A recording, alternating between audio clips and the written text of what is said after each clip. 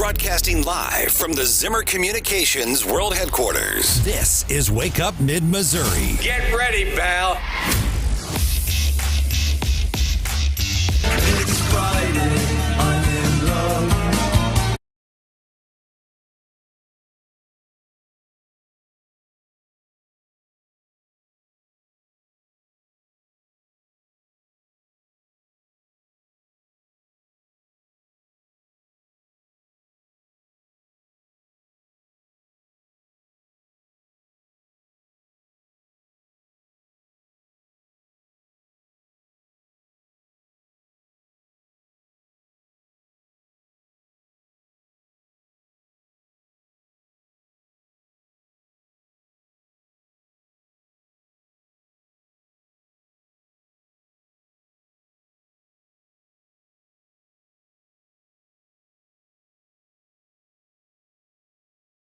A feel-good Friday that we are celebrating. I am Stephanie Bell, and I am joined here by Trey Fauché. He is the chairman of the Missouri College Republicans. Good morning, Trey. Good morning. Thanks for having me. And we have Hannah, and she is still feeling a little bit under the weather. Hello. But she is here. John Marsh, of course, is here. Yes. And Brian Hauswirth has been talking to our friends who are kicking off the holiday season here locally. So we will get to that. But let's do that now, Hannah. Last night, Jeff City had a big event. It was really exciting. Had a big countdown. 8, 7, 6, 5, 4, 3, 2, 1. That was the official lighting of the mayor's Christmas tree, which is kind of the kickoff to some of our big local events. So we will get to those. But I was personally watching the Newsom-DeSantis debate. Trey, did you watch? You know, I watched some of it. Just couldn't get into it whenever it's two people who are very unlikely to have the nomination going forward. And so you just watched a few minutes and then turned it off? Yeah, I watched about 5-10 minutes of it, and it felt like both of them were just kind of dodging the questions, no real conversation in the room, and at some point I just got sick of it, threw the TV remote and walked out. See, I have a different perspective. I watched the whole thing, and I really enjoyed it. We're going to play some audio from that coming up. But, Brian, while we've got you, we are expecting some new things tonight at Jefferson City's Living Windows. Oh, absolutely. And, of course, Columbia's got a big event as well. But there's going to have at least, I talked to Kara, who's the organizer of this, Kara Alexander Stark. Everybody knows her in Jeff City, the co-owner there of Cork and Board. They expect 5,000 people, Stephanie and Trey, for the event, and John as well, and Hannah, for the event tonight. More than 5,000 people. But the biggest thing people are going to notice tonight about what's different from the event is the drone shows are going to be taking place tonight. They are going to have, and she couldn't give me a lot of details because they want to surprise people, but they have a new company. This is what she could tell me. It's called Starstruck Drone Shows. It's a company based here in Jefferson City. They're going to have 150 drones go up 400 feet in the air tonight, which is going to be incredible in Jefferson City. They're going to have a Santa Claus waving and presents being unwrapped. So 2 shows, 10 to 12-minute light shows, one at 7, one at 8. And if you go to their website, I did, Starstruck, they describe their shows as jaw-dropping. And they have a picture on their website, and you can't tell it's at night. That's how lit up this thing is. So you're going to be able to see it from everywhere. That is going to be going on at the same time the candlelight tours are going on at the governor's mansion. So it's just going to be a lot of excitement. And then Santa Claus is coming to the Columbia event.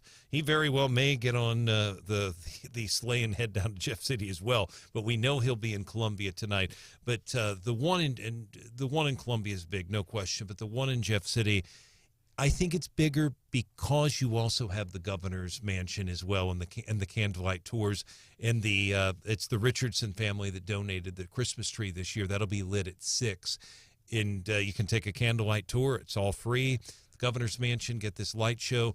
My advice to people, if they're going to go to the candlelight tour, get there early because the tree's lit at 6. Should be parked now. Yeah, exactly. It's just going to be, it'll be mobbed. It'll be, when I say it's just going to be full of people. And, of course, Saturday will be the lighted Christmas parade there in downtown Jefferson City. John, it's just kind of a staple weekend. I mean, how many years has this gone on? And do you have any favorite memories from Living Windows past? Living windows. Yeah, I've had friends who've performed in the windows. I remember at Samuel's Tuxedos, my buddy Mike Michelson was there performing in the window on his keyboard and singing Christmas carols and all that. I remember being in the Blue Tiger Battalion, Lincoln University ROTC, and leading the Christmas parade with an 11-pound rifle. The whole Oh, wow. That's awesome. That's pretty cool. Yeah, through the slush and the snow a couple of years. Yeah, that was real fun. But John brings up a very good point about Lincoln and everybody involved, because the parade, and I don't want to leave the parade out, the parade is a huge deal in Jefferson City as well. They will have several thousand people in downtown for that. That'll be going on tomorrow, and John and I will keep people up to date on that. I think my big memory of the living windows, and there's so many in Jefferson City and Columbia, but just the crowds that are there to see the mansion. It's just absolutely incredible, and it's almost impossible to get in, by the way, to Madison's restaurant. You literally Can't even get down Madison Street. Exactly. So Again, be parked now. Yeah, if you want to see Rob, go Rob and have something to eat, but you got to get there early. Yes. Hey, props to Cole County EMS. They're kind of spearheading the Toys for Tots drive in not just Cole County, but several of the surrounding counties. We understand they're going to be down there with an ambulance collecting toys for Tots right on High Street. Nice. And yeah, I would say this is the only event that would beat this Living Windows event would be perhaps the Salute to America event in downtown Jefferson City. So, I mean, just huge turnout numbers. And so we are excited for all of that. I know if you're looking for information, I know the CVBs in both communities that's the Convention and Visitors Bureau, have data up, and then also the Downtown Jefferson City Association. So, and also I'll have it up within the hour on both the 939theeagle.com and KWS.com, and some pictures as well that I put together. I'll have that up. I just got to have time to do it, but it's pretty basic. The Columbia event is from 6 to 8. Pretty straightforward there with Santa Claus, the horse carriage rides, and the one in Jefferson City is 5:30 to 9:30. But I'm going to tell you, there'll be people down there till probably close to midnight tonight. Oh, sure. Well, that's exciting, and we are excited to kick off the holidays right here in mid-Missouri. Of course, I want to remind folks we are joined by guest co-host Trey Fauché. Now, Trey has guest hosted on the show before. Trey, tell the folks a little bit about yourself if they're unfamiliar. Yeah, so I am a junior at the University of Missouri. I am studying constitutional democracy. How is that a major? Is that political science? So that is under the Kinder Institute of Constitutional Democracy. Shocking, I know. And so we are a multidisciplinary institute, which is under the College of Arts and Science. We basically take political science, history, there's a little bit of economics, a little bit of philosophy, and we come together and from all different angles and analyze the history, the founding, and the political nature of our republic. And then when you're not in class, you've been working with the College Republicans group. Correct. So last year, I was the president of the Mizzou College Republicans.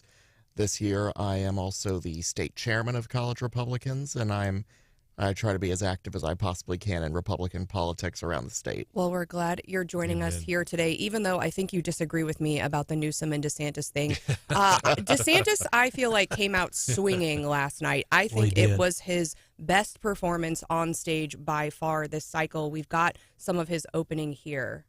When I was in the Navy, I got orders to go to Naval Amphibious Base Coronado in Southern California. And I was a lifelong Floridian, but I went there and I was like, man, this is one of the most beautiful places on earth. And I think California has more natural advantages than any state in the country. You almost have to try to mess California up. And yeah, that's what Gavin Newsom has done since he's been.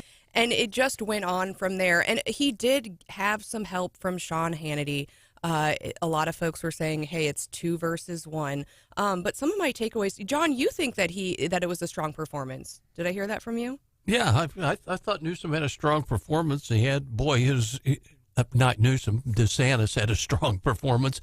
Especially his writers were working overtime with some of the lines about its freedom in California to defecate in the street was certainly kind of woke people up on that line. Oh, and on the visuals, and that's what I really came away with a little bit yesterday was Hannity had visuals with the opening of every question, and he put up charts or percentages or quote unquote facts and then asked the candidates a question regarding that fact and then asked them to respond. And it was really interesting because the candidates kept, or I call them the candidates. Newsom technically isn't a candidate, but but they kept the governors were still arguing over the figures, and Newsom would just say those aren't right, and DeSantis is like, here it is in black and white. And so I think the visuals, were you just hearing those and you'd hear one person say it's this number and another person say it's this number, I think it would have been less effective. But with Hannity being like, these are the numbers, it was very impactful. And then also, John, about the, I think people are referring to it as the poop map, which I wouldn't have even known what that was. But DeSantis came with like pictures of stuff in his pockets.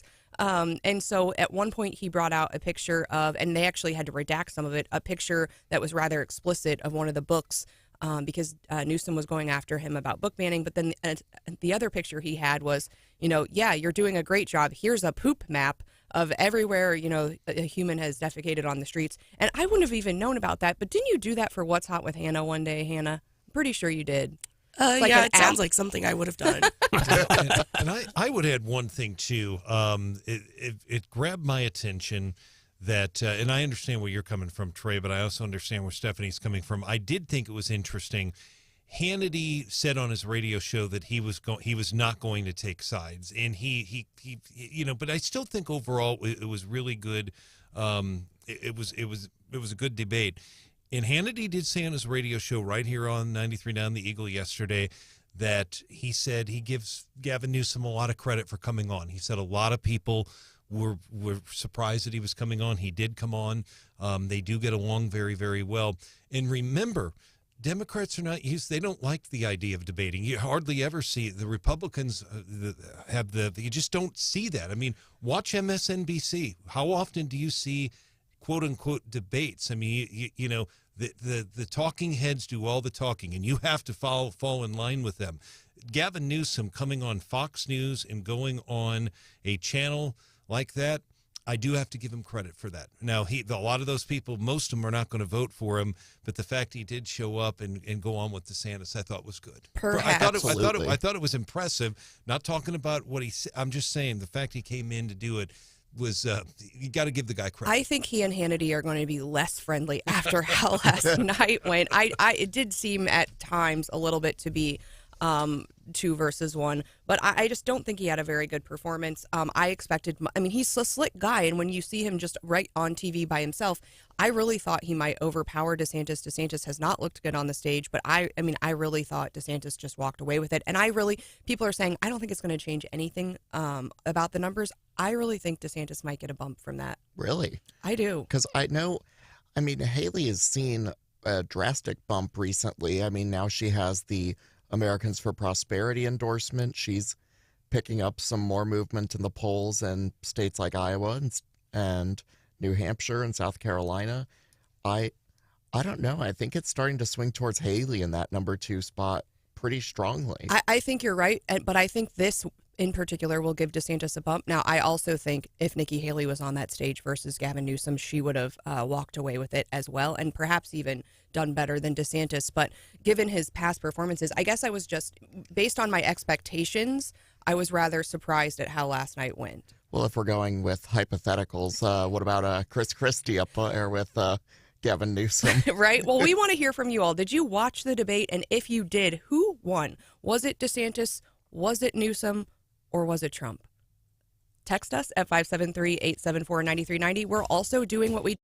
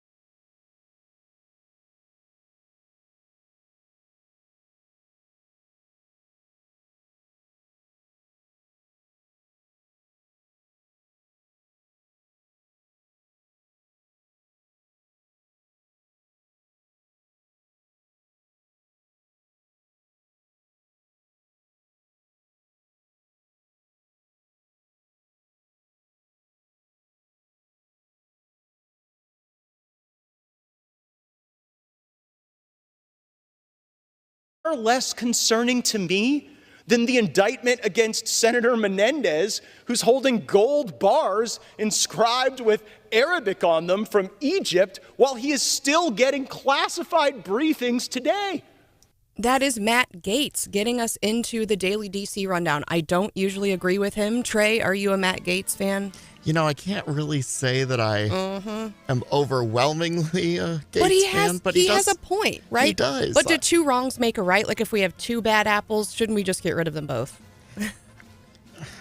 The vote is happening today on Santos, and of course he had a press conference yesterday morning, and I thought maybe he's going to defend himself or maybe he'll just resign early. Instead, he was calling for the resignation of Jamal Bowman, who is the person who was pulling the fire alarm.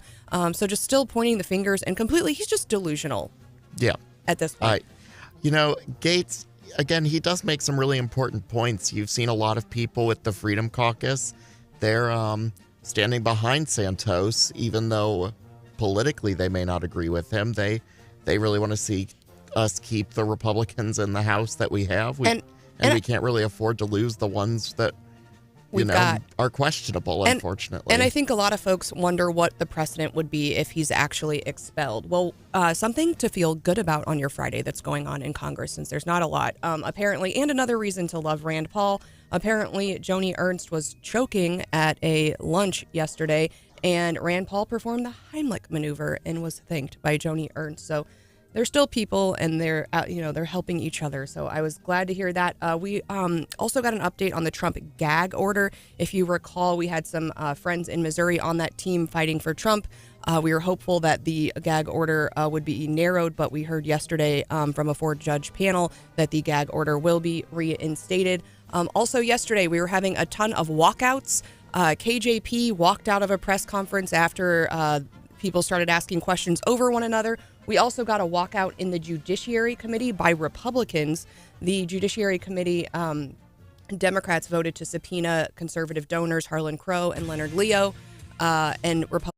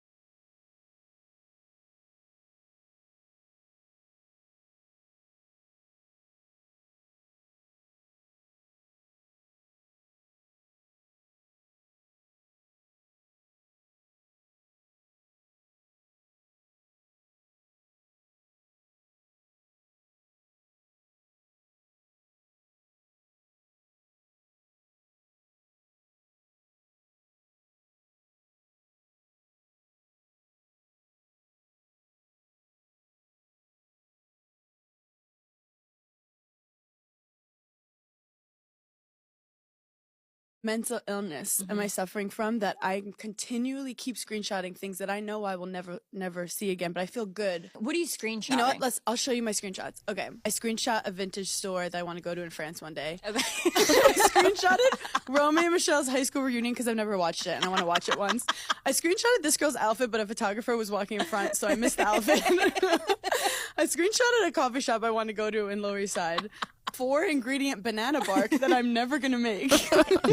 I am feeling very triggered this Friday by that little bit by Hannah Berner talking about screenshots. I am plagued by screenshots, Trey. Are you the same way? I definitely am. You know, I go through my camera roll and it's just a bunch of screenshots that, you know, some of them were accidental, some of them on purpose, but they're all the same thing. They're utterly useless and I just forget they exist until I get that notification that says, hey, you're almost out of storage. Right? I think I have 1,000 screenshots in my phone, and I haven't had this phone for very long, and they're all completely useless. I am totally guilty of screenshotting outfit photos, like places I will never visit, recipes, like she said. I was looking, I want to know from you all, are you willing to disclose your latest screenshots?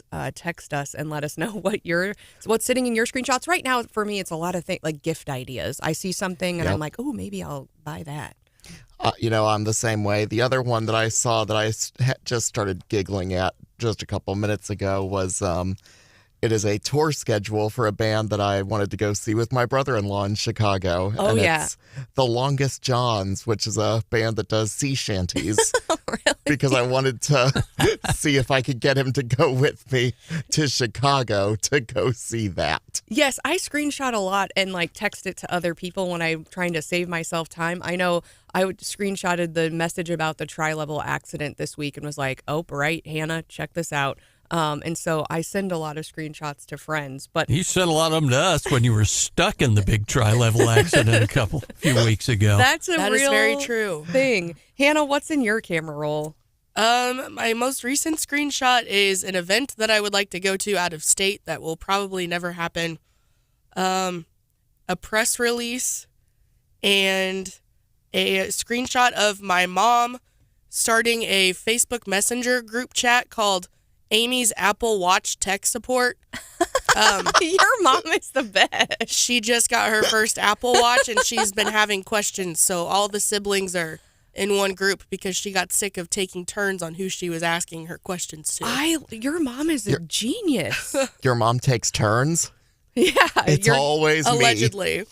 When I need help, I'm just going to add all the people in my life to a group chat and be like, you've been assigned. I'm delegating this duty to you. Has anyone left the group chat with mom yet? That would be awkward because she would get a notification, right? Like Hannah has left the Apple Watch Tech Support group chat. No, I don't think anyone has left the chat, but I don't know if anyone's been particularly helpful either.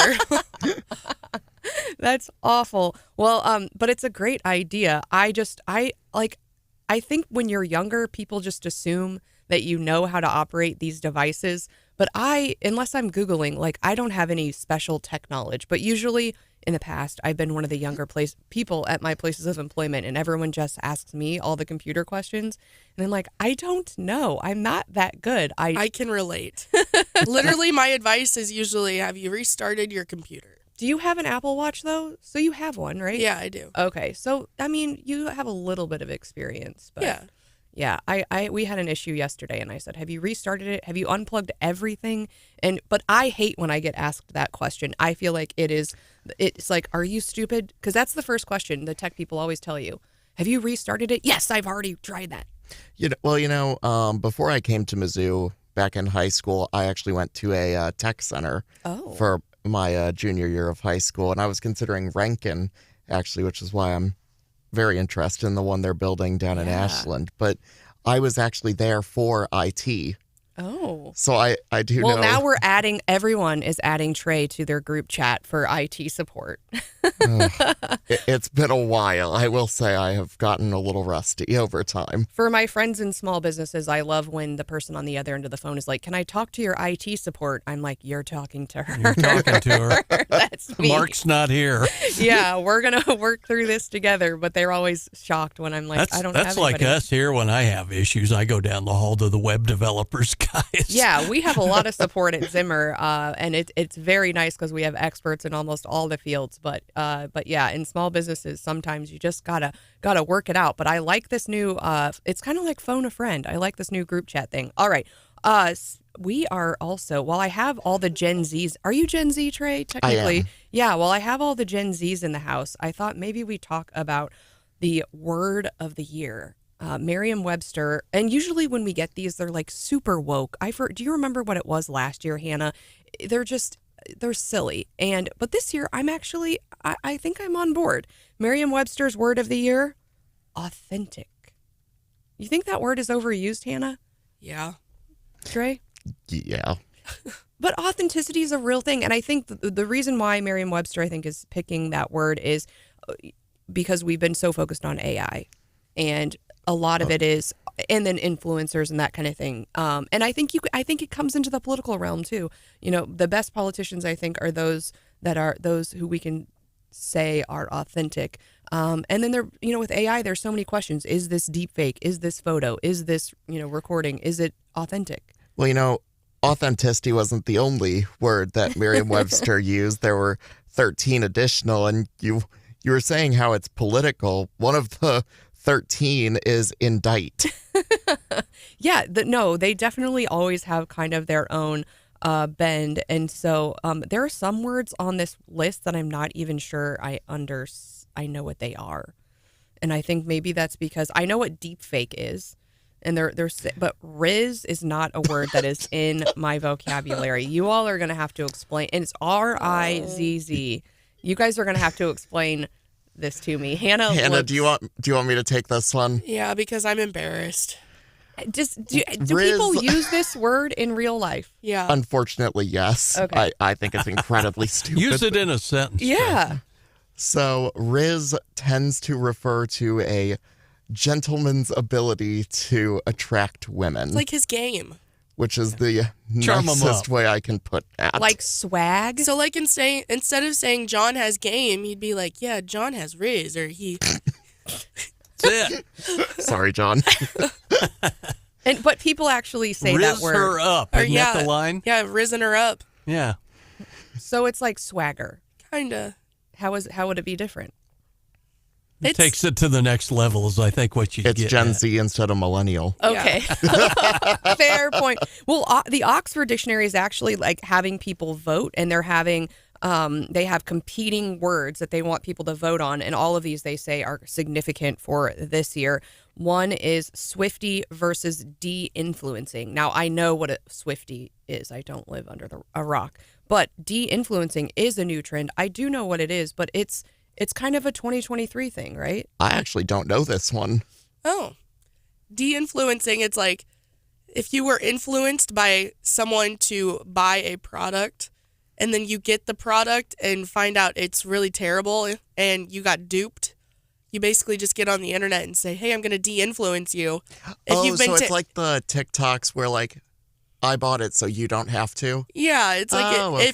if you bought this or were thinking about buying this, just save your money because here's why.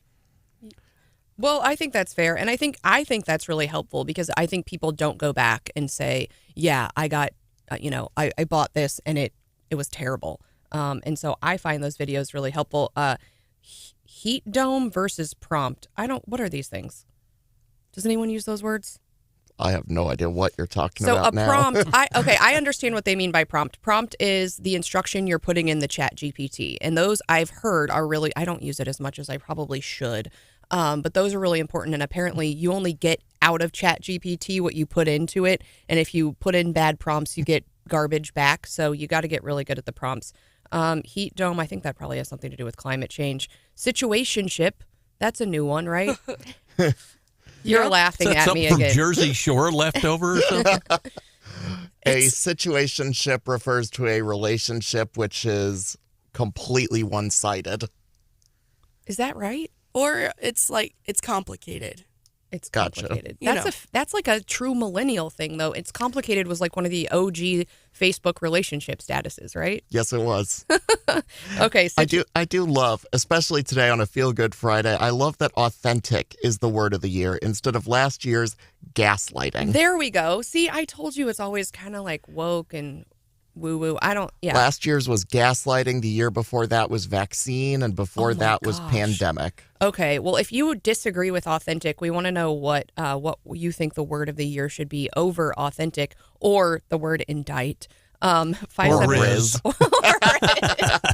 573-874-9390. Now, we're getting a lot of your texts on what is in your screenshots. A lot of you love a good meme or something political. I think so. Philip said, "This is my latest screenshot. Personal property taxes, a yearly fine for being a productive member of society." So yes, I assume, Philip, that you screenshotted that and sent that to your friends because that's what I'd be doing with it. Brittany says she's screenshotting a lot of Christmas ideas for people. Hannah, you got any other people texting in on screenshots? There was one, it was a suggestion for Christmas gifts for folks from Sam's Club, and it was nothing but soap and deodorant. Well, some people could use more soap and deodorant. Is that like giving someone a vacuum cleaner for Christmas? I don't know. I think that's one step above coal. Yeah, I'm pretty sure. Although I think coal is like you're beyond help. And then soap and like socks, that's like, okay, I'm about to live in a on- house with a teenage you're on boy. probation. So I think stockings full of deodorant probably are the right plan. There's actually a brand of soap that makes a bar of soap called Lump of Coal. Oh, really? And it's because like I got charcoal. it last. My mom got me that last year as a stocking stuffer. You could kill two birds with one stone. Wow, I love it. Well, keep sending us your screenshots. A lot of you, we've got some messages from Travis. He says he does a lot of woodworking, and so when he's online, he sees inspiration. He kind of takes photos from there. The other question I have for y'all is, so you get, I mean, the point of Hannah Berner's comment was, I'm never going to go back and look at these, but like we screenshot things because we think like this matters and I'm going to need this later. But then does anyone have a way to organize these things that would actually be helpful? Do you set an appointment on your calendar and you go back and delete or like organize or take notes? I have not. No, it's like Trey said. You get the notification from your phone that says, hey, you don't have any data left. Well, and then no, just that's- mass delete. That's when you go back and look at them. Okay. All right. Well, we need to take a quick break. We are going to provide you with some updates when we get back on local events happenings. And I already have a nomination for winners and losers of the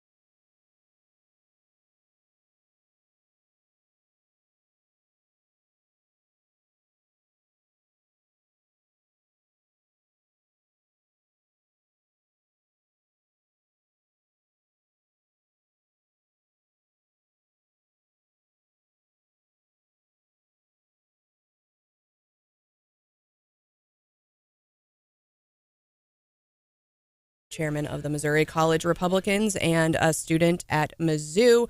We are getting some updates out of Jefferson City on the Department of Corrections yesterday. So we knew that Ann Precythe would be leaving state government yesterday. Governor Parson announced that Trevor Foley will serve as acting director. Valerie Mosley and Travis Terry will serve as DOC deputy director. So I know a lot of people are watching that and interested in who is going to take the reins there. So an update for us. Now, I want to go ahead and nominate a winner of the week. Last night, I went to an event. It was a Boone County government dinner. It was hosted by the Boone County Commissioners, and they try to do that every year and bring in all of the city elected officials and staff together so we can just talk about what's going on in our communities, how we can work together and support one another and share, successes and challenges. And I always really enjoy getting to do that. But we showed up in Hallsville and had a lovely meal. And before the meal, they brought out a teacher from Hallsville, and he explained and there were several students there. He explained the meal had been prepared by the new barbecue team at Hallsville that's part of their FFA program. And I guess you can compete in these barbecue competitions as part of FFA, and these students are learning how to smoke meats and, I don't know, barbecue. I don't know how, but I would like to become a judge for that. Exactly. I was honored to be able to taste it. The food was really good. And I thought, high schoolers. And so I just think teaching younger people life skills, especially things like cooking, are always good. But anyway, so I talked to the teacher, and I'm hoping maybe on a Feel Good Friday we can get the barbecue team in here, because also what he was saying was, I guess there's not a lot of barbecue teams in mid-Missouri. It's very popular around the South.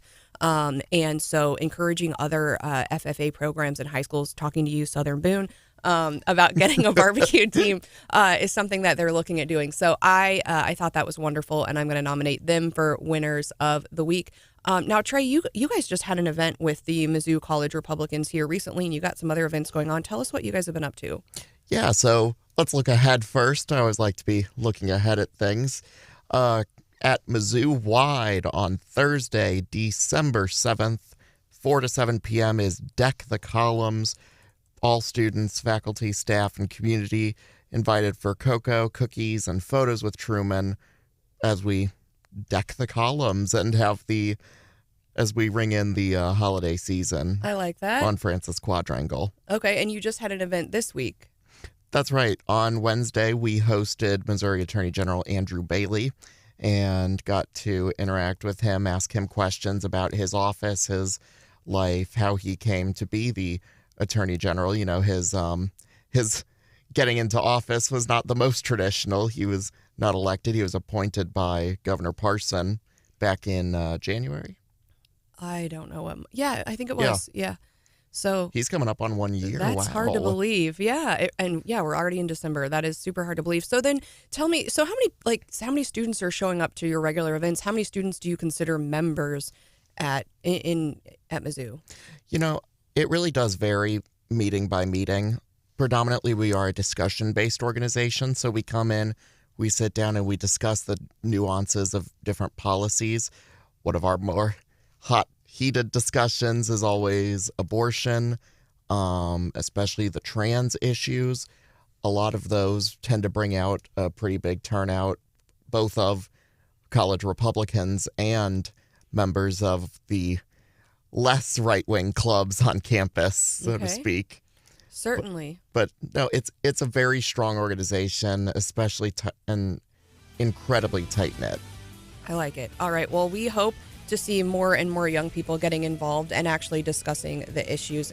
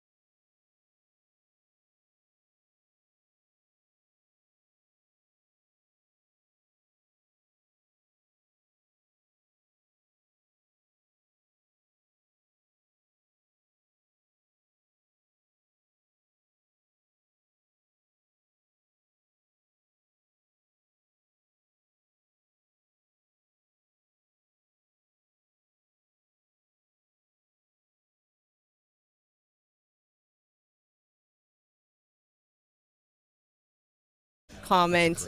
He is very concerned about the Golden Corral and had a viral tweet on Thanksgiving when they were asking people to come on down for a buffet or a lot of food, and they were officially closed. And honestly, it is still probably the thing we get the most questions about from listeners is when, I'm not making it up, we get more questions about that than anything else, and it is even more than roll carts. Yeah, more than roll carts, yes. But the answer is we don't know because they just, I'll just say it, they're not good about getting back with us. Yeah, No, that's a concern. It is a concern, and whoever's managing their social media clearly is not local. Well, I'm really excited about our next guest. We talk a lot about the airport, and you all know, and you guys have heard us talking about the airport. Right. I am a frequent visitor there, and while I appreciate everything Quaker has done as far as offering some free rice cakes, sometimes you need a little bit more than a rice cake. And so the city recently put out a contract out for bid, and you all won the bid. So I am joined by Dave Lorentz of Jackson Brothers of the North. You are officially the contractor for the airport. So welcome to the show. Thank you very much. All right. Glad to be here. Yeah, tell us a little bit just about your business in general and maybe what got you interested in bidding on this airport project, because I understand this is your first time in an airport. So this is the first time in a major terminal, like regional terminal. Okay. We've done business in several different facilities we've done. And so we provide services anywhere from small operations, one machine locations, all the way up to cafeteria service. And we've been operating in mid-Missouri now for 23 years, and we're glad to be operating in this area, and we're looking forward to the opportunity to do some different things down at the airport. We're bringing state-of-the-art technology in there that, frankly, just isn't anywhere else in mid-Missouri. Well, I think we're really excited about this because we were promised this new terminal. Obviously, a lot of funding, be it from Jefferson City, from Columbia. It took a lot of partners and a lot of people to get that terminal done. But one of the big draws was, I think the two things that were promised was jet bridges and food. Right. And then, so it's been, how long has the airport been open, Brian? Has it been a year? It was October of last year, so a little over a year. Right. I was there for that, and you've been involved as well. Sure. And so that food piece has been missing. So what's the timeline for you all coming in, and what should people expect? So I now, to back up a little bit, I think when they started promising food, it was probably pre-COVID. Yes. And so COVID has made a lot of food service providers a little bit skeptical of whether or not they're in the right business or not. And so we have found a great niche in what we do. And the first thing that we're going to be doing at the airport is bringing in what they call a just walkout technology, which is offered through Amazon. It's very similar to like an Amazon Go store. And what we'll be able to do there is do a lot of grab-and-go food. We'll be able to offer beverages, hot and cold beverages, and we'll be able to possibly have some alcoholic beverages. So I think a lot of people may be more excited about the alcoholic beverages than they are the actual food.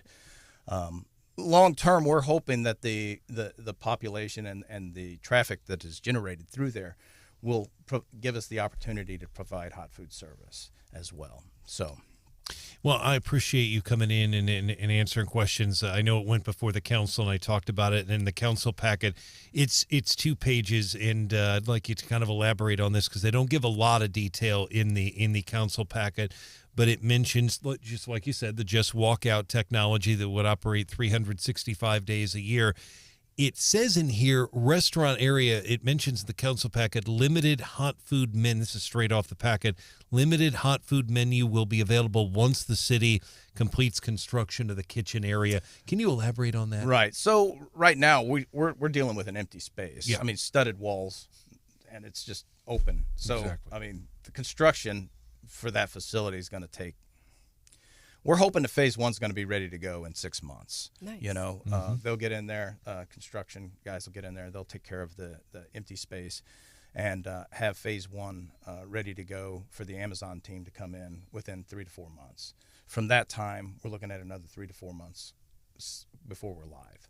So at the earliest, 5 to 6 months from now, we should be able to see some services in there. Right now, we're providing services through our vending platforms.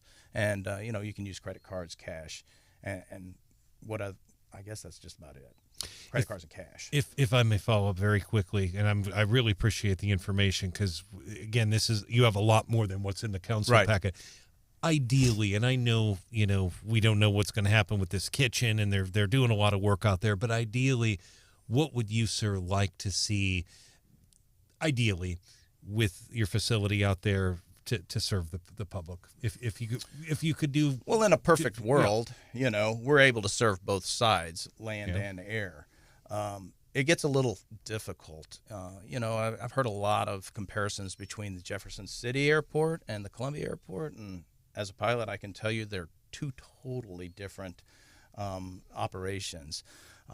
Jefferson City does not have a terminal. They have an FBO, and that's, the fixed base of operations. Yep. And the restaurant is separate from the actual building in Jefferson City. They have the entire town of Jefferson City that is able to come over and shop with them and have service with them, pretty much 7 days a week, as many days as they're open. Columbia is a little bit different story because the services are offered inside the terminal. So you have to go through TSA to begin with. So we have a smaller population, even though that's a larger airport. Yeah, now, you bring up a very good point there. And also it's south of town. And you said you have to go through TSA. Now, when the new facility opens, are you going to be able to offer that to people outside of security and inside security when it begins, or will it still be only inside? Well, I think we're getting a little bit ahead of ourselves. I don't know that we can answer that question right now. This is not a if you build it they will come sort of situation, but that's what we're going to be looking for. We're going to be looking to serve both sides of that. But there's not we have no intention of having seating on the outside of TSA. So. Okay. I think John has a question. Sure. Yeah, my question was, I think those of us who've been through the bigger airports, is this going to be kind of thing that you guys are going to initially have, like those combo vending machines and the hot and cold sandwich machines, that sort of thing initially, or what? Well, I've seen just walk out technology in several airports, but this is really it's like a cubicle within the terminal. I mean, it's not really like a vending machine at all. It's 300 square foot facility. So you're actually going to put your credit card into gates. The gates will allow you to come in. Once you step inside the facility, the Amazon technology creates an avatar of your group, if you will, because even a couple people can go in at the same time, and all of your luggage and everything, you can take it all in with you. And it creates an avatar of you. You walk around, you pick up what you want. If you don't want something, you put it back. And when you get ready to walk out, you just walk out. You can put in your information to get a receipt, and it'll email you a receipt. And, Amazon says it's 99% accurate. And I have personally tried to make the system fail at different airports, and I have not been able to make it fail. I've always been charged the appropriate amount. So interesting. Well, that is interesting. So what's the weirdest thing you all vend currently? We've had this discussion on Wake Up Mid-Missouri before, because you go to Herman and there's the bacon vending machine, and we've heard overseas there's some real weird vending machines, and the listeners always like to tell us what they can find. Is there something now, like a product where you're like, I never expected this product to be offered in a vending I don't know that I try to vend anything that's weird. I try to vend stuff that's going to sell. And, at the end of the day, we are a business and we want to make a profit. I don't know that I have a good answer for that question. What about folks who are, I don't know that I'm ready necessarily to vend certain things or to buy certain things out of a vending machine. So I know you offer some fresh products. Sure. So what would you say to people who are like, is it okay to buy a salad out of a vending machine? Absolutely. All of our food is made fresh. It's delivered, refrigerated. It's never frozen, and it's all has a shelf life. And salads, you're going to have a shelf life that's less than 7 days.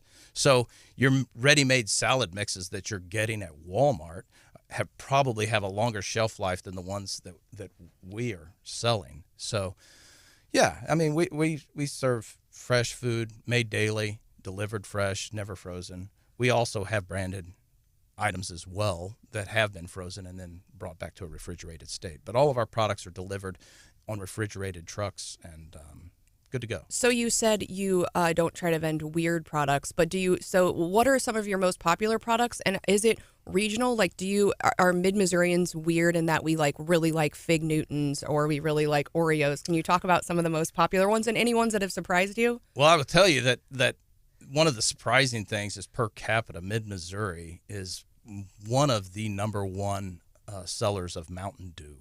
And I believe you can talk to the folks over at Pepsi, but they used to have plaques up on the wall of being the number one distributor in per capita in the country. So we like our Mountain Dew here in Mid-Missouri, and unfortunately, I'm a Diet Mountain Dew fan, and I try real hard not to drink it because it's full of stuff that you probably shouldn't, but I get one every day. So maybe when we get more St. Louis people coming out here, you'll have to find a way to vend toasted ravioli. Oh, that would Fitz not a bad idea. Fried items. Fitz's, yeah, that's a better idea, John. Storing fried items is always a tough gig. Yeah, for sure. Well, we are so excited. Again, it's something that I think people in Mid-Missouri have been looking forward to. I personally enjoy using that airport, and I know this is an amenity that will just add to the growth. And I think also what we've heard from the airport operators is that the airlines, kind of watch the airport, look at the facilities, look at the offerings. And I think having food in the airport will make that a more attractive terminal to future airlines. So appreciate you all stepping in to do this and excited to watch your growth. You're welcome. And I would like to just add that the city of Columbia has a great manager there at the airport. Michael Parks has done a fantastic job. He really pushed this thing over the finish line. And if I could give anybody credit for doing a job well done, it would be Mike Parks. So we'll nominate him as the winner of the week. He's been on our show, and we really appreciate his work. So shout out to Mike Parks. Okay, coming up next, we are going to do What's Hot?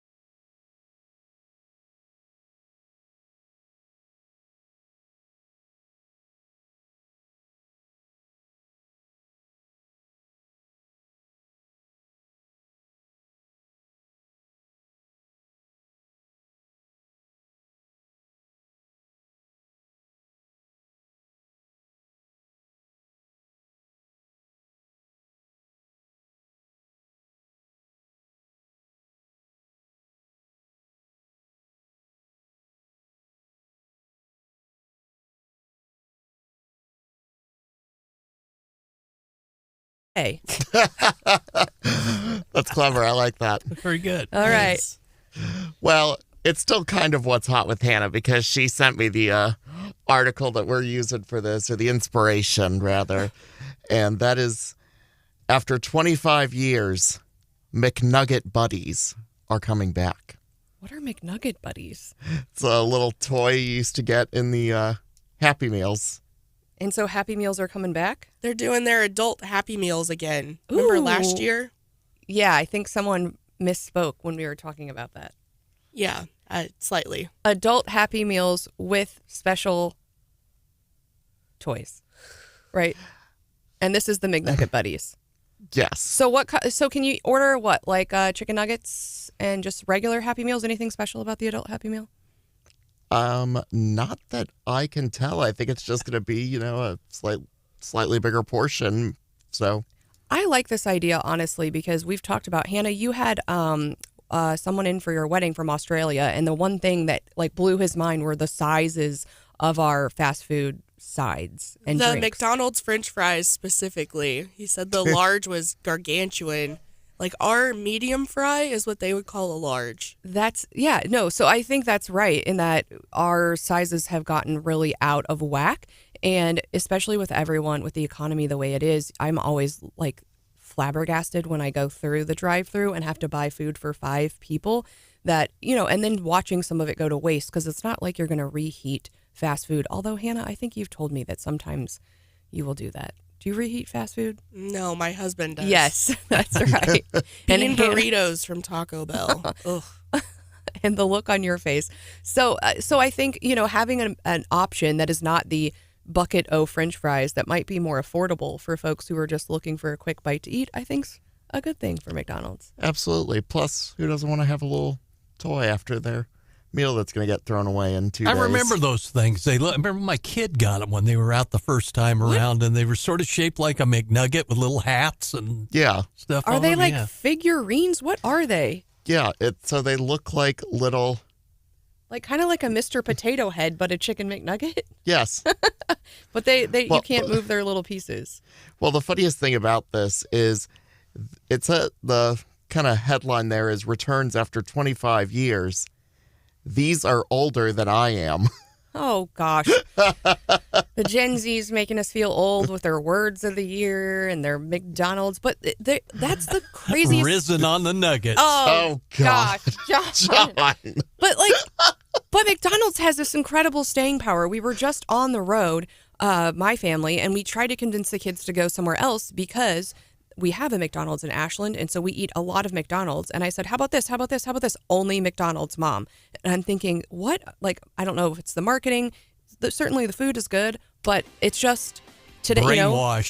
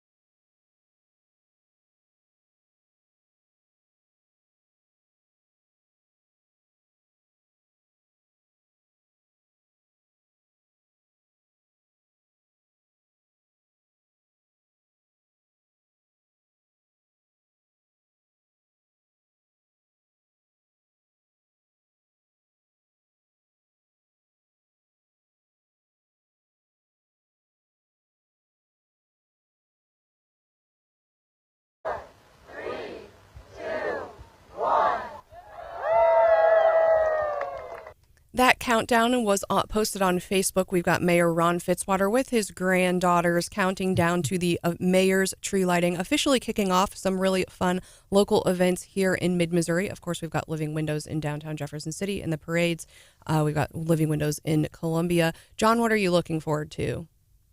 Well, it's always a fun event, Living Windows, and like Brian said, with that new drone light show, is going to be something very different. They're going to be doing that this evening in downtown Jefferson City, and then the Christmas parade that is historically in the capital city starts at 4:30 on Saturday, and I know a lot of other towns, Russellville included, have Christmas parades tomorrow as well. So it's definitely the holidays. And of course, I have to mention Ashland's Christmas parade is this evening, so very exciting. And of course, for Zimmer, we will be celebrating our 1-for-1 holiday food drive with Commerce Bank. That's coming up on Wednesday, December 13th. We'll be doing that from 6 a.m.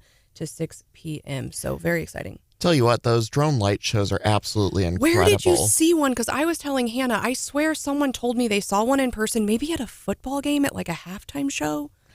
I don't know about that. I saw it back in St. Charles for the 4th of July. They did one over Ameristar Casino, basically. Maybe that's where I had heard about it. I know someone I was personally talking to has seen one of these in real life. And I guess listeners, if you've seen one in Midmo, let us know where you saw it. And they were saying it was just unbelievable. It's incredible. You know, Brian was talking earlier about how it might as well be midday out. It's so bright, and it's just an incredible thing to see. Are they all synced up like on one remote, or are they being individually operated? So I think it's done through a computer program that's doing things much more complicated than a human ever could. Yeah, or a team of humans could. It sounds like a recipe for disaster. I'm just going to be, well, we know there was a guy a couple weeks ago that Hannah talked about that the police were flying a drone over his house, and he decided he was going to play bumper drones and get his own drone up there, and then ended up being charged because he did some damage to the police Yeah, it was drone. in Audrain County. Right. And I think if the police are flying a drone over your house, and I don't think he actually knew it was a police drone at the time, but yeah, I'd be a little bit freaked out. But I'm sure this sounds way more sophisticated than just maybe my at-home drone usage. Yeah, you know, I think it's done. The drones are a lot smaller than you're thinking of, because usually you think of those like big, like Hex, copter, whatevers. These, from my experience, were very small, so it was almost like they had a couple LEDs on them and just flew up, and they would move about into different designs and everything as a computer is controlling it. And basically someone writes a program, hits go on the computer, and they just do the entire show. Amazing. Kind of like those robot dogs at the Mizzou homecoming with their twerking or whatever. Those things are creepy. I'm sorry. I hate those things. I think they are too, but they're all controlled by like by computer programming essentially, and like it looks like a Nintendo controller. It's an iPhone, I think. Well, yeah, I think there's different ways to do it. So I think Craig is telling us that the Jeff City football team had one at halftime during their homecoming. So maybe that's where I was hearing about the drone show. So some exciting things going on for Living Windows tonight. I do want to say, John, it looks like the rain is going to stop. And I think even at like 6, we're still over 40 degrees. So that's a pretty nice day for Living Windows. I know I've been to some ones that have been pretty cold. Oh, man. Yeah. It's like bundle up, be the one want to go into the business. No, our rain's supposed to move out by afternoon, and a high today of 50. So we would imagine in the 40s by the time the Living Windows event starts about 5:30 in downtown Jefferson City. And usually those warm temps bring out an even bigger crowd. So, Trey, we're going to have to park early and get down there early if we want to go, right? Absolutely. And if you're parking early, you might as well go see the Governor's Mansion candlelit tours, which are just incredible. I have never done it. I had a chance to go last year and loved every minute of it. Oh, good. It's a beautiful building on its own, and completely candlelit. It's even more incredible. It's absolutely breathtaking. But you're going to want to get there early because we know there's going to be a crowd. We're hearing from Corey. There was also a drone show in Ashland by Amazon during the Hot Balloon Glow. So apparently it's becoming more popular in mid-Missouri, but if you're like me and you haven't seen it before, some exciting stuff at Living Windows tonight. Okay, we are going to be talking with Representative Reisch about today is pre-filing. So we're celebrating the holidays, December 1st. We're also celebrating a Feel Good Friday. But I think... And my favorite holiday of the year, the start or the pre-start of the next year's legislative session. But I guess my question for you, and you're, kind of on the inside, but in a younger crowd, so I guess, do you see anything getting done? Is there anything that you're hearing that's different than just the general mantra of everyone's running for higher office and it's going to be another dumpster fire in the state capitol next year? That's absolutely one of the things that we're going to have to wait and see on until we're actually in session, or at least a little bit closer. Right now, it's looking like it's going to be, again, very unproductive. You have half of the Senate, it feels like, running for higher office, plus you have issues in the House with leadership and everything. The ethics investigation still ongoing with Speaker Plocker. But no, there's also potential to get some really important pieces of legislation passed. One of the things I'm especially passionate about, and this isn't necessarily Republican politics, this is just me personally. Tim Scott during the debates talks about how important it is to not just be anti-abortion, but to be pro-life for the whole life. And it's for that reason that I'm also anti-death penalty. And Tony Lavasco, a Republican rep from St. Charles County, as well as Representatives Patty Lewis and Sarah Unsicker, are all three going to refile their bills to end the death penalty in Missouri, which I'm very excited to see, and I'll be following very closely. Is that an issue that you and the college Republicans have had one of your discussions on? It's not. I keep trying to convince the executive board to go with me on that, and I'm hoping next year I'll be able to finally get one on the death penalty. But you're right in that it's not necessarily, it doesn't break down Republican, Democrat on that issue. And it's interesting you bring it up because 2 years ago, I went to CPAC and they had a whole separate half day of programming and significant debates about criminal justice reform and about the death penalty. And I think I left the debate more confused and more, I have a hard time on both sides of it. But I think the arguments that were made were both from a conservative perspective, but really good arguments in favor of both sides. And I think both arguments absolutely have merit. It's just a matter of, what do you believe? My faith teaches me that life is absolutely a sacred gift from God, and because of that, I don't think humans should have control over ending it. Yeah, that's well, and it's really good that you're talking about this. I'm just thinking in the context of our statewide elected officials. I don't know that I've any of the folks that have been running for office. Have they said it? Does anyone share your view that you know of? Not off the top of my head. It's not one of the major hot button issues. It's just one that I tend to follow very closely. One of the things I do want to point out, though, is that Governor Parson, even though he is not stopping all executions in Missouri, he is granting clemency at a nearly unprecedented rate, and made national news this last week for doing so and being one of the most one of the leading governors on criminal justice reform.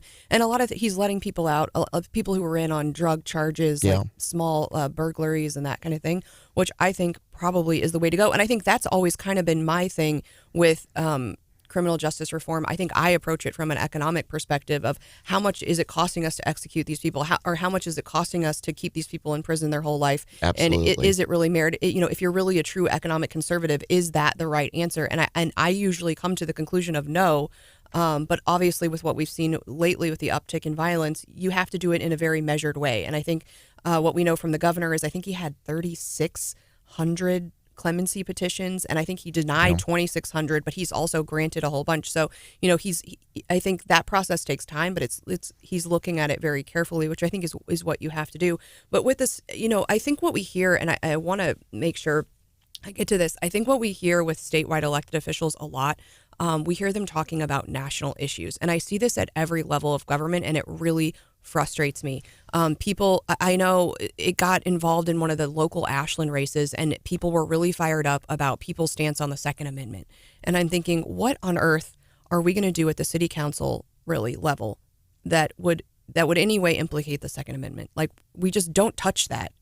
We have no authority to touch that. There's a I'm going to go back to St. Charles for just a second. I know we're not out there unless you're listening in on the website or on the app, but the St. Charles County Council actually just voted down the other day a resolution opposing the bringing in of illegal immigrants to St. Charles County. And they voted it down. I believe it was 3-3 because one of the members was absent. But Senator Eigel spoke particularly passionately about the resolution, and it was voted down after Councilman Mike Elam was saying that, this resolution has no binding force of law. It is not something that we have authority over. This is literally just saying, hey, we think this thing. We're just doing something for political purposes. And so I think I think we fall prey to those arguments too, when you are, because I see it with statewide elected officials and the state legislature when they're talking about things like inflation and some things that are on the federal level. It's like, I want to elect you to office, but what you're talking about isn't something that you personally are going to be able to control. So the death penalty is a really good issue because it is a state issue. And should we elect the right people to the state house, and depending on our governor, I mean, that's an issue that we should be asking our state elected officials about. Takes me back to I remember when it was the early 2000s when Jefferson City State Representative Bill Deacon introduced a bill for a multi-year moratorium on the death penalty at the State House. Yeah. And he was, he's kind of the other side of the aisle on that one, because the people who initially proposed it were death penalty, left-wing death penalty critics and all that. And Bill Deacon, a staunch Republican, jumped right in the middle of that one. And I think it's particularly topical that we're discussing this morning. Governor Parson, as we mentioned earlier, named a new acting director for the Department of Corrections just today. I'm blanking on the guy. Trevor Foley is the guy's name.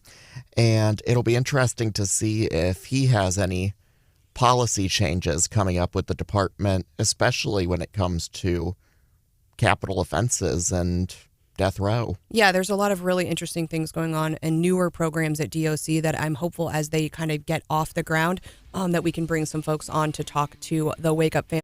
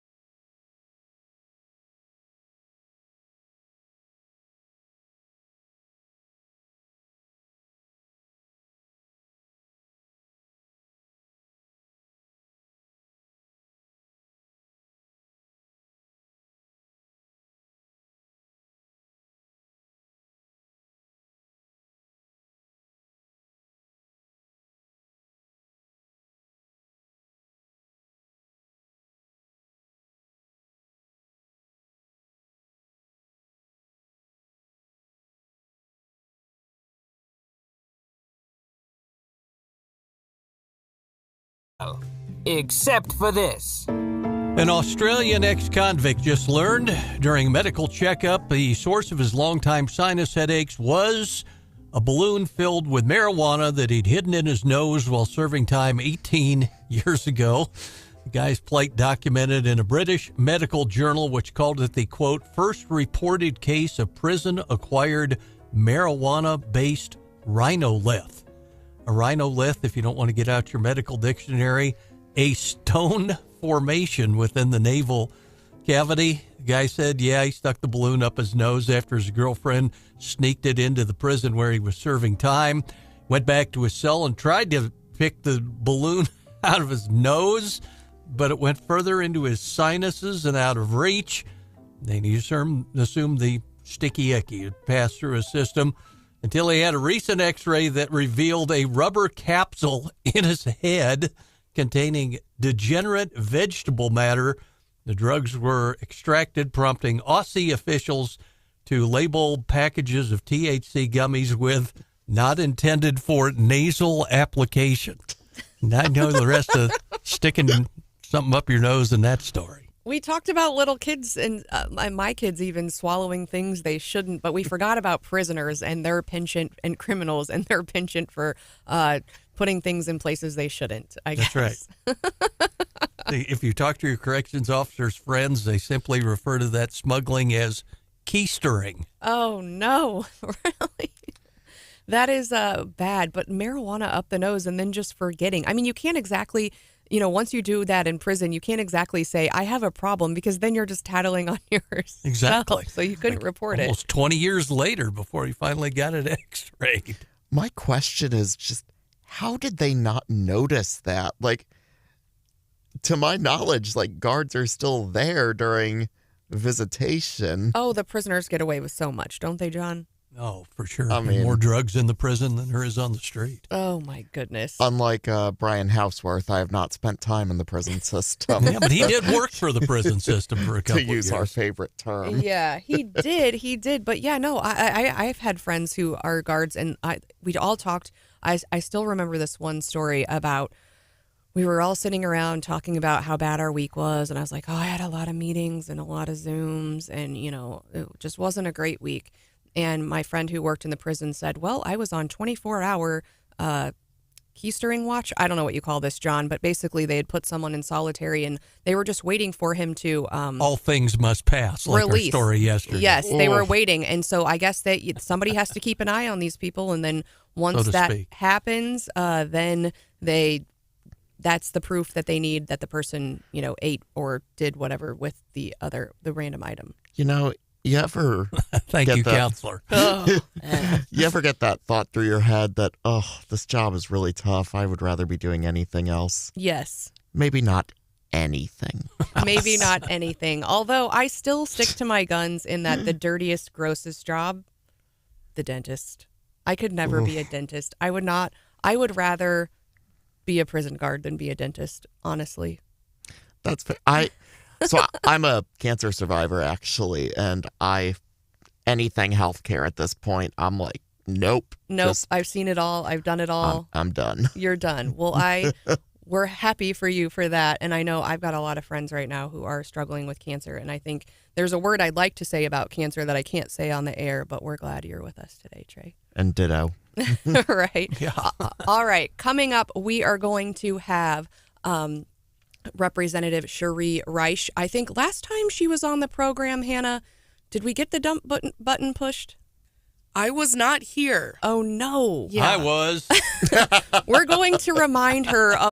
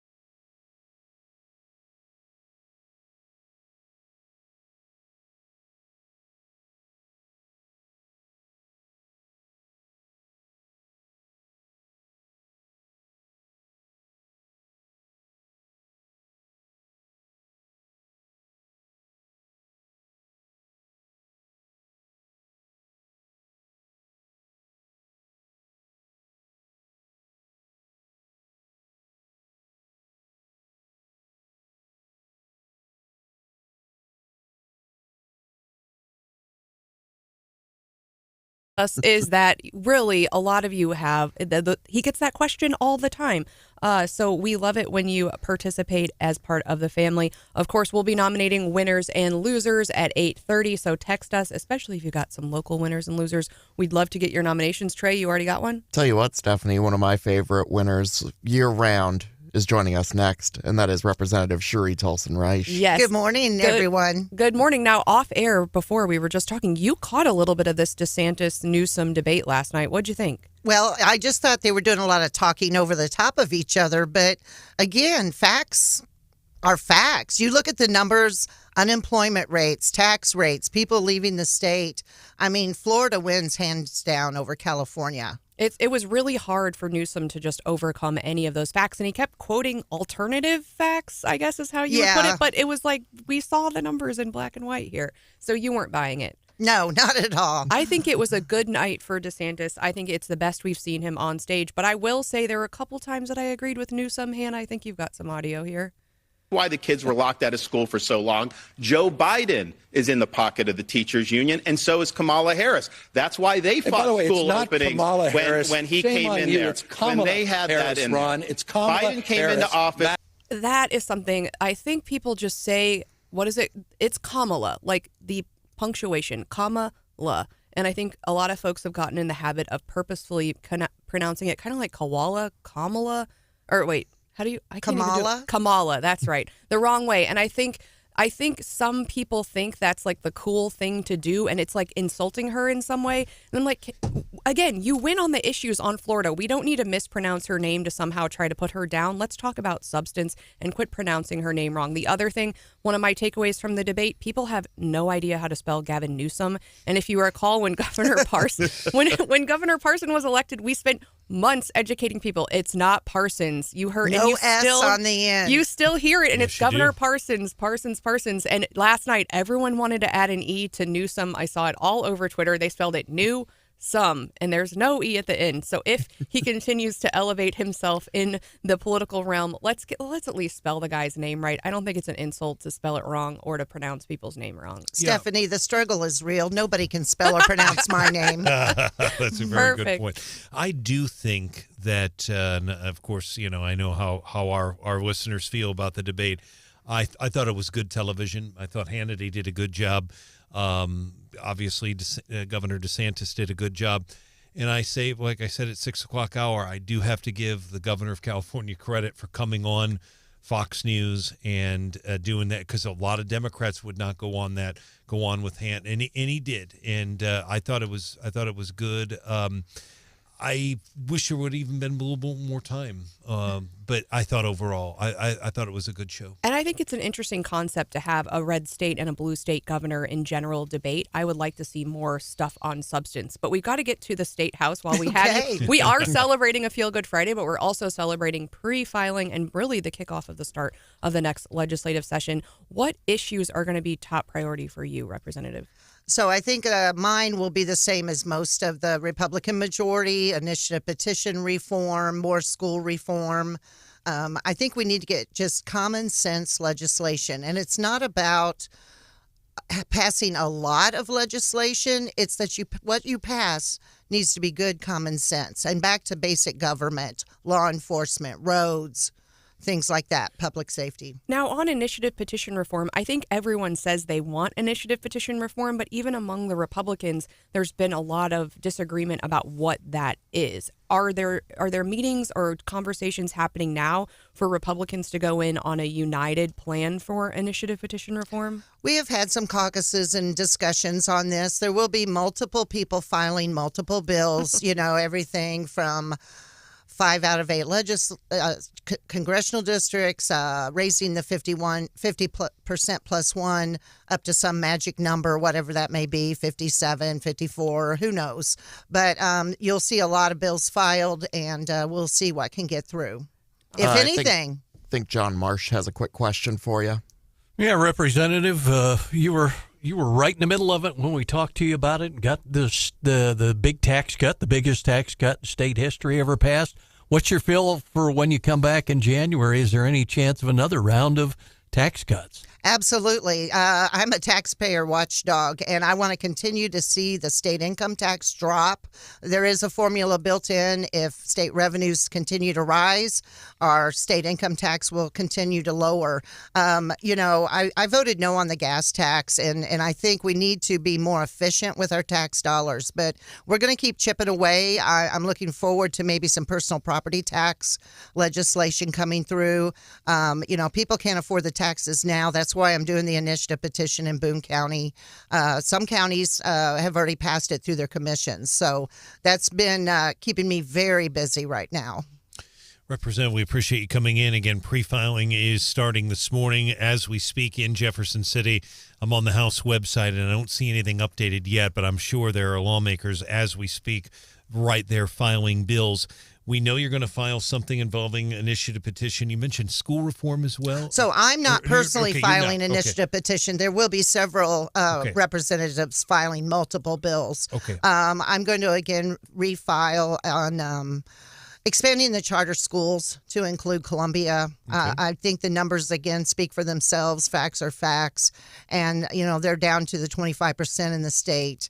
And I'm just seeing in my district over the last 8 years the decline in our public schools. And I think parents need more choice. Gotcha. So you will be filing that bill today Not today. Not today. Okay. Oh, I'm not one of those that are there at 8 o'clock this morning. I'm here at 8 o'clock this morning. Well, we're glad you're here. We're thankful for that. Yes. Absolutely. If I could follow up just very quickly on another bill real quickly, that you stood up on the floor and gave an impassioned speech in September about Boone County Task Force 1.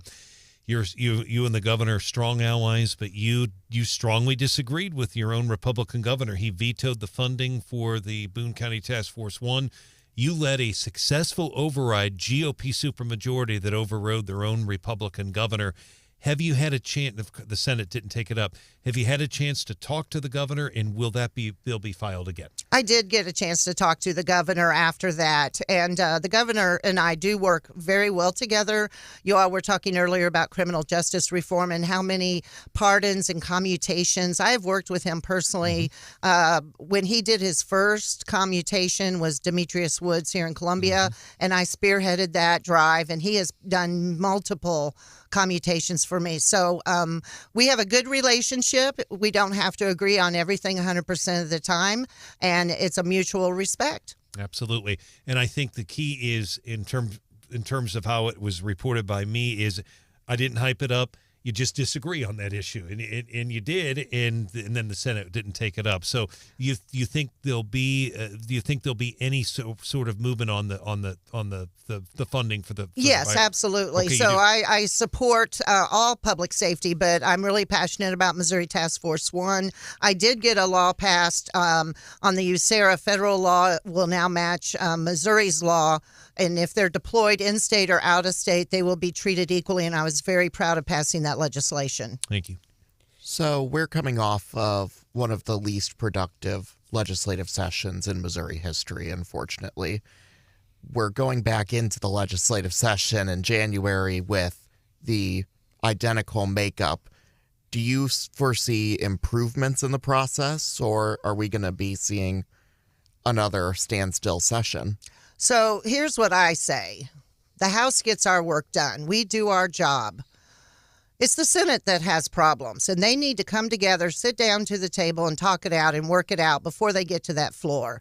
And if they can't figure it out behind, in committees and in caucuses, they need to work together as a team and quit fighting each other over in the Senate. But the House, we're great. We have great relationships and communication, and we're going to get her done.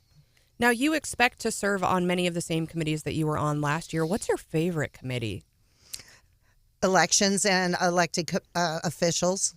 Yeah. And why? I've been an elected official, obviously. I was a 30-year election authority, and voting, elections, and voter rolls are my passion. I don't see as many dead people as I used to on voter rolls. Thank goodness. Things are getting better. They are getting better. And I think, we have our county clerks, I think, in mid-Missouri really do a wonderful job. Earlier you mentioned you want a charter school in Columbia, and I haven't gotten to this week, but I saw Show Me Institute puts out moschoolrankings.org. I read that. And you can actually zoom in and get the data on your various schools, and so you can get it for all of mid-Missouri. And according to them, they gave every school a GPA, basically, out of 4.0, and then a ranking. And Columbia comes in with a GPA of 1.5 out of 4.0 and a ranking of 326 out of 552. And that shocks me.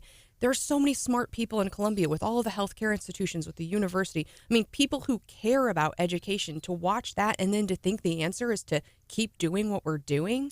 Exactly, Stephanie. And not just the Show Me Institute, but on the DESE website. You can go get the APR, is what it's called, on every school district as a whole, but even down to each school building. And I have been doing spreadsheets, Excel spreadsheets, for years. And in Boone County, my district, it's always been Hauswirth, Centralia, Ashland, top 3 schools, always Columbia at the bottom. Why is that? Something's broke. They need to fix it. And competition, I think, is something that we can add, and that has been added in other areas that could serve students rather than just enforcing the status quo. Rep Brad Pollitt had a great transfer bill, got through the House and couldn't get through the Senate, and so hopefully he will bring that back again, but we even need to go further. One last question with John Marsh.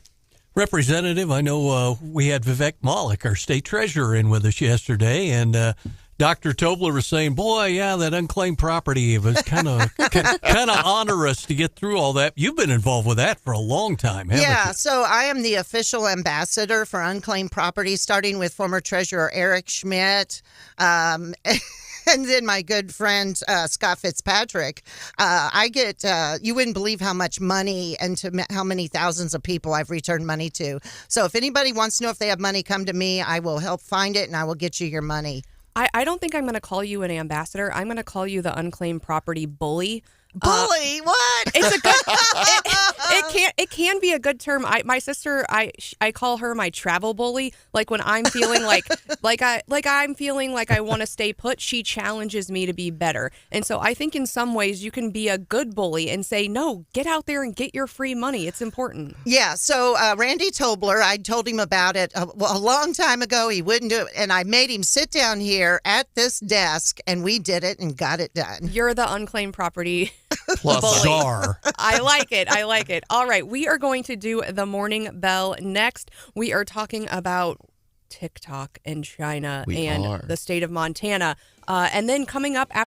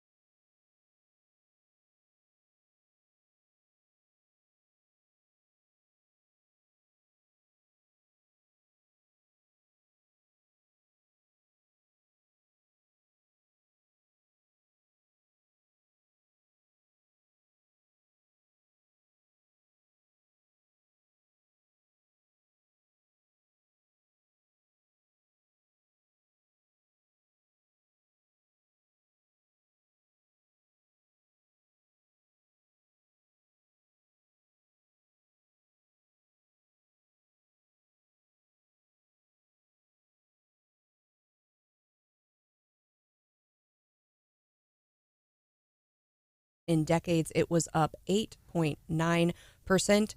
People are hoping for additional gains this year.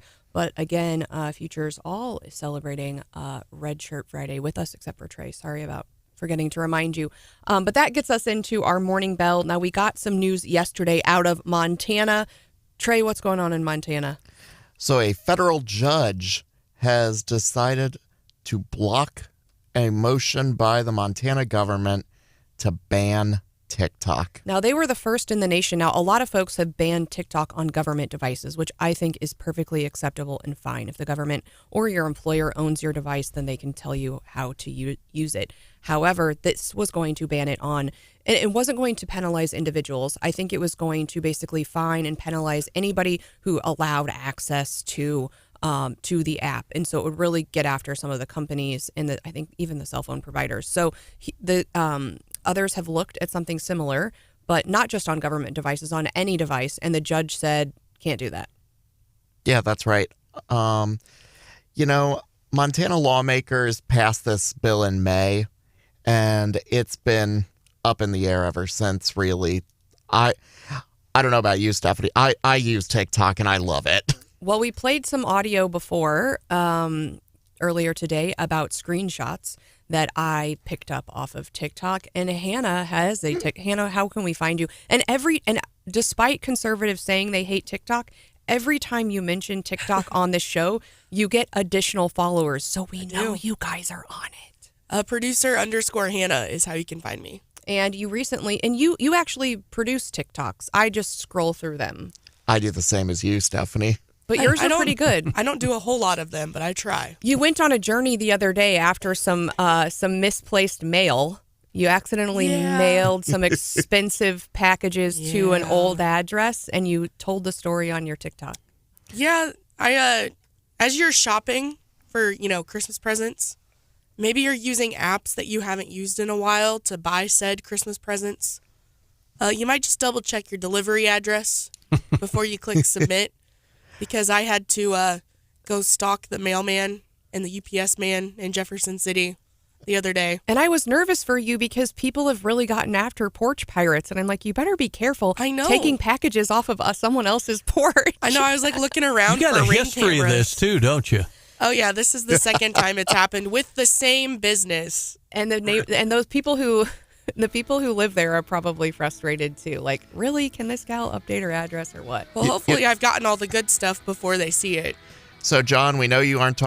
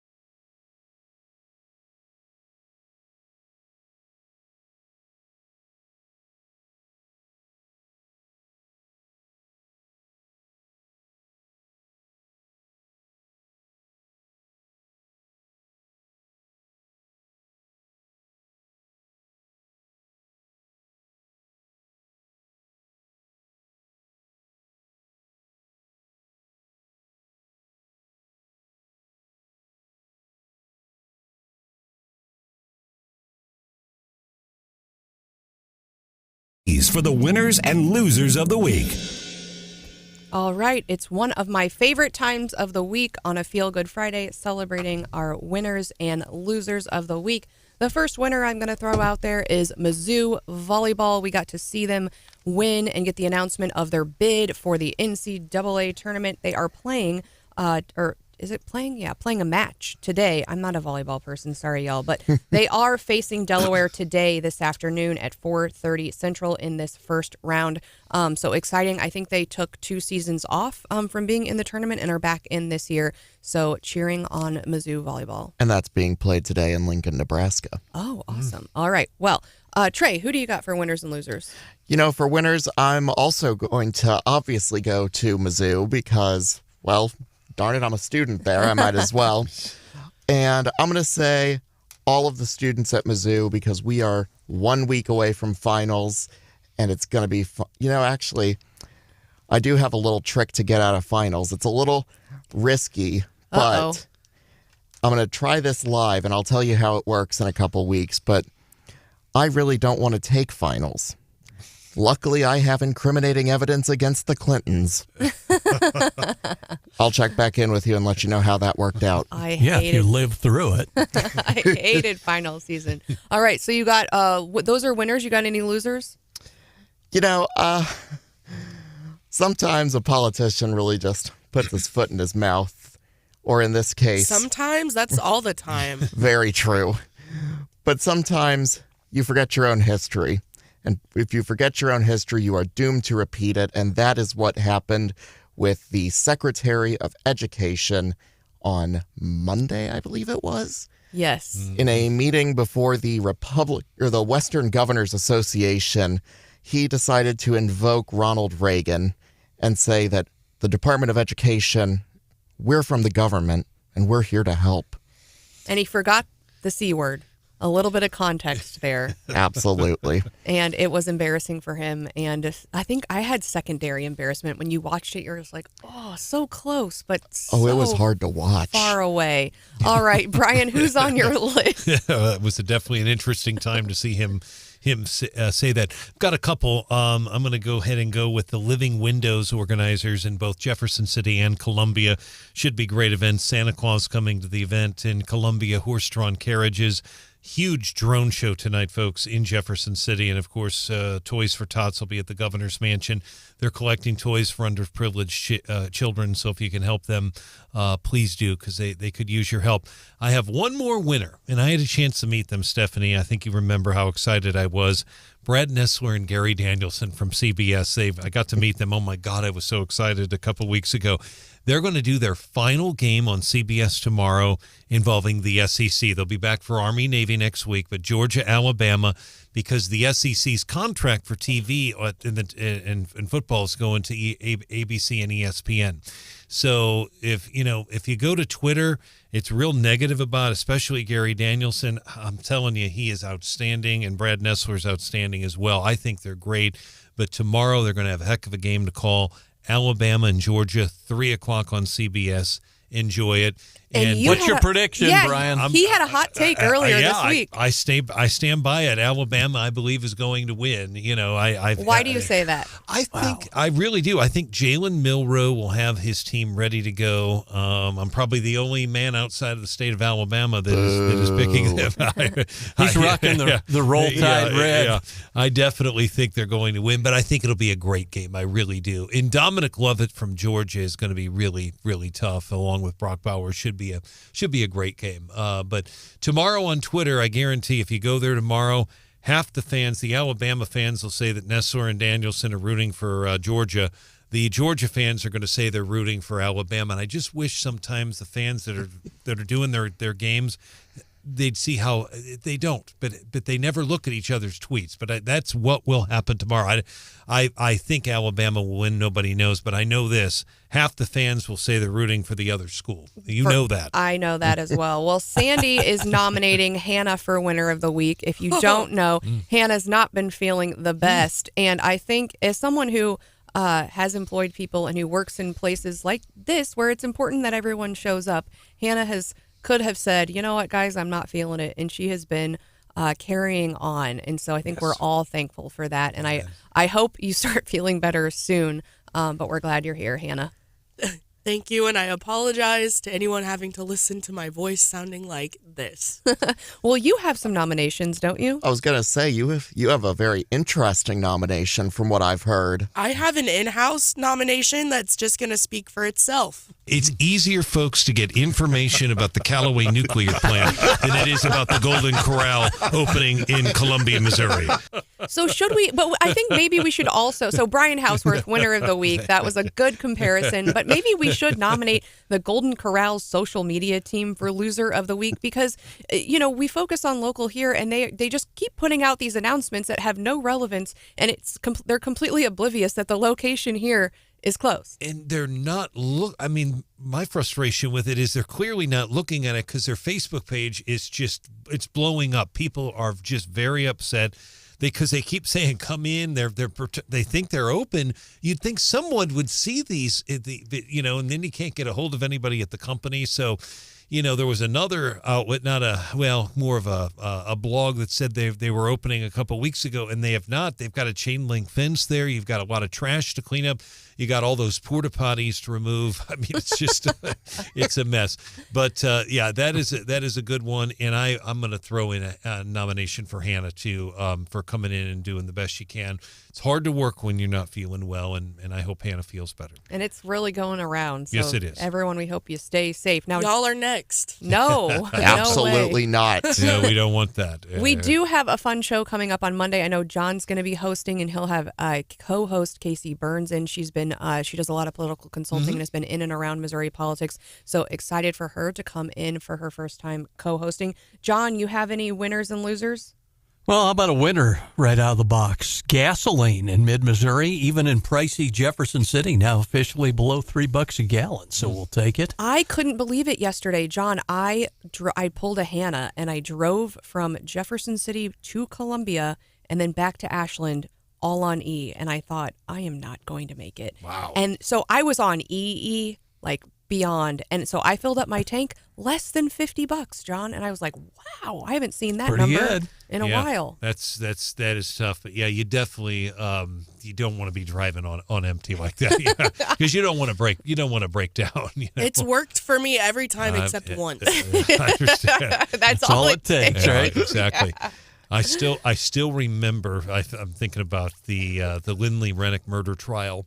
And it's just a terrible story, terrible murder. We know how bad it was, but her co-conspirator that's also serving time for murder, Michael Humphrey, drove almost, and this is based on his own testimony, he almost ran out of gas coming from Jefferson City to Columbia because there was nowhere. I guess he didn't stop in Ashland, but I mean, there's just after you get by Ashland, there's no gas. I guess Deer Park. But really between Jefferson City and Ashland, I'm not aware. I don't think there's any gas stations there until you get to Ashland. That's the only one. So you got about 14 miles. There's that little quick shop just as you're sort of headed down the hill from Ashland near the golf courses. Okay, Hartsburg. Yeah, but that's not open all the time. You're right. But yeah, it's tough. I like the I think it's on TikTok, and I think I've sent it to Hannah because it reminds me of her, but it's a lady and she says, "You're not going to be kidnapping me. You're not going to be sitting in the back seat putting a gun to my head and telling me to drive because the only place we're driving is the gas station because I'm always on E." And so she uses it as like a crime prevention tool. I kind of liked that. I bought a new car recently, a Mach-Ins Ford, and it has this app now, and my husband can get on there and see what my gas tank is at. Wow. And your car has an app? It does. I can like remote start it from the app and stuff. That's awesome. It's like a Ford thing, I guess. This is my first time driving a Ford. But I now don't know how I feel about that. Now he can look at the app and see what my gas tank is at. And that's not really been my favorite feature. I also don't know how I feel about that. Probably the same way I feel about Life 360, but that feels very much like the government could turn my car off. It's like, I don't know, or drain my gas tank, or tell me that I can't go anywhere and my gas needs to be conserved or something. Welcome to the world of LoJack, right? I guess. Okay, John, did you have any losers or any other winners? Well, we got a couple losers here. We'll share it. I think this one passed along to us by the Wake Up family and throwing major shade at Mayor of Columbia, Barbara Buffalo, for packing up and headed to a global climate change conference, ironically in one of the largest fossil fuel producer nations in the world, United Arab Emirates. And I don't know, winner, loser, the Utah grandma, Tanner Barker, who took her AirPod out of her ear while taking a walk with her friend, decided to swallow it. Yeah, because she had loose vitamins in her pocket like a That's right. weirdo. Thought she was eating her vitamins. Instead, she swallowed the AirPod. There, as far as one of John's nominations, I will tell you, our Facebook page just really, and Hannah and I have had to monitor it. People were really upset with the mayor for going to Dubai. Some of the comments, well, one of them I know definitely had to be removed. But, they keep saying that her travel expenses are being funded. And we pointed out in the news, travel expenses are being funded by the U.S. Conference of Mayors, and they are. I still would like to know what those travel expenses are. I'm going to guess that's thousands of dollars. It has to be. If you're staying, first China, now the UAE. It's 8 nights in Dubai. Don't you think? Wouldn't you say at least $200 a hotel a night over there? I mean, 200. Oh boy. Yeah, I would double that at least. 1,000 or something. And I don't know what food costs, transportation around there. Tons of security. I think King Charles is going. I mean, so Kamala is going today. Yeah, I mean, so we're talking about. I would just guess, Stephanie, you're much more knowledgeable about hotels than me, but I would say her travel expenses are going to run into the thousands. Now, want to definitely point out to our listeners, the Columbia taxpayers aren't paying for it, but she's addressing the United Nations. A bunch of conferences over there, so we'll see. But boy, people are really fired up on our page. Well, and people are they keep bringing up China and Dubai, but before that, she was in a couple of other places as well, right? I'm trying to remember. I mean, there's been she went to Madison, Wisconsin. Yes. She did that. She went on that trip. I think the business community, I believe, paid that one. But the biggest thing I keep hearing from people is they feel like she should be here running the city, but we do have a city manager that does that. But yeah, people are really fired up. Now, I'm hoping Rogers wasn't the comment you had to remove from the Facebook page, but he is on the line and has a comment about the mayor's trip. Roger, what's on your mind? Hey, good morning. I was reading an article on Reuters this morning about that conference in Dubai, and one of the first things that the mayor and the rest of them voted on was to give U.S. tax dollars to developing countries, whatever a developing country is, to conserve gas or do something green energy stuff. And she's over there. It's bad enough Biden is spending all this money. And now we got the mayor of Columbia spending our federal taxes. Yeah, I think that's thanks for your call, Roger. Appreciate the insights this morning. And I think that's one thing we kind of talked about earlier, kind of staying in your lane and doing things that you can affect. In my mind, the mayor of Columbia isn't going to do much on climate change. And, there's a lot of things locally, I think, here. And I think that's why people are so fired up. There are issues here that are very local that they feel like need to be addressed and that are going unaddressed. And she's on this international stage. And she could really make a difference here at home. And I think that's why people are frustrated. I think it's also how she built her brand. I mean, she comes from the sustainability office idea and did a whole lot of that before being elected mayor of Columbia. And Brian, Yeah, I mean, you're right on the mark about that, Trey, and there's no question about that. And we'll see what happens. But she will be there.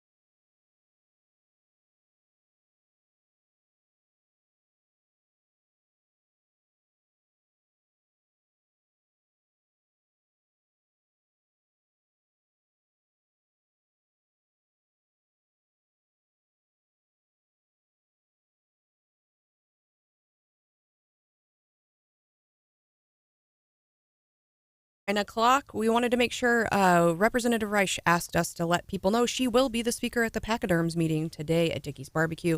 She'll be speaking between noon and 1. So if you missed her interview, you can always catch it on our podcast, or you can watch back on Facebook or YouTube, or you can check her out at the Pachyderm Club today. Trey, what's in your fridge?